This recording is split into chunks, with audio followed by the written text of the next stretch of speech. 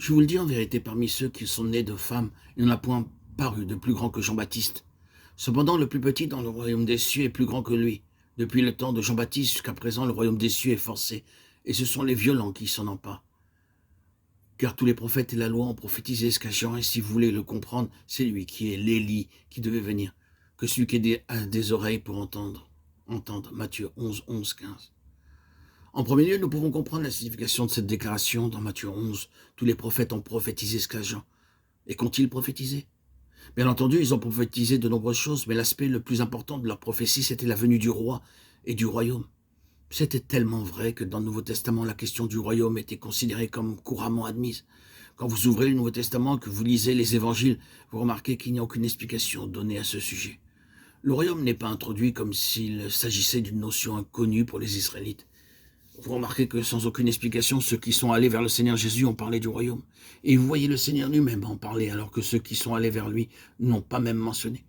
Nicodème en est une bonne illustration. Dans le récit, nous n'avons rien qui nous montre que Nicodème ait parlé du royaume. Il commence en déclarant « Rabbi, nous savons que tu es un docteur venu de Dieu » Jean 3,2. Il n'était pas question du royaume dans cette déclaration. Le Seigneur l'a interrompu en lui disant « Si un homme ne naît de nouveau, il ne peut voir le royaume de Dieu » Jean 3,3. De toute évidence, c'était ça. C'était ce que Nicodème avait en pensée, et le Seigneur le savait. Vous voyez, c'était une chose tout à fait admise à l'époque du Nouveau Testament, quoique plus tard, comme nous le voyons dans le livre des Actes et par la suite, nous en ayons l'enseignement et la signification céleste. Le royaume était déjà une notion ancrée dans la mentalité du peuple juif, et de toute évidence, cela venait des prophètes. Les prophètes avaient beaucoup à dire concernant le royaume, et plusieurs parmi eux avaient des choses bien précises à dire au sujet du roi. Notre intention n'est pas d'attester ces déclarations, vous pouvez facilement les vérifier. Qu'est-ce que les prophètes ont prophétisé? De manière centrale, ils ont annoncé le roi et le royaume. Quel a été le point culminant atteint par les prophètes en relation avec cette question? Il fut atteint par Jean-Baptiste. Il a tout récapitulé. Il fut pour ainsi dire le prophète inclusif. Jean-Baptiste a été la charnière entre tout ce qui avait été et tout ce qui devait venir, entre l'Ancien et le Nouveau Testament. Nous avons cette déclaration, tous ont prophétisé jusqu'à Jean. Quel a été le message de Jean? Répentez-vous car le royaume des cieux est proche. Matthieu 3,2. Cependant, conjointement, le message dominant de Jean a été « Voici l'agneau de Dieu qui ôte le péché du monde » Jean 1,29.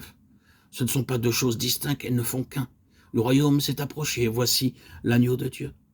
Quelle a été la conséquence de tout cela? Depuis l'époque de Jean, qui s'est traduit par une nouvelle conception des choses, une nouvelle force, non plus celle qui était issue de la prophétie, mais désormais issue de la réalité.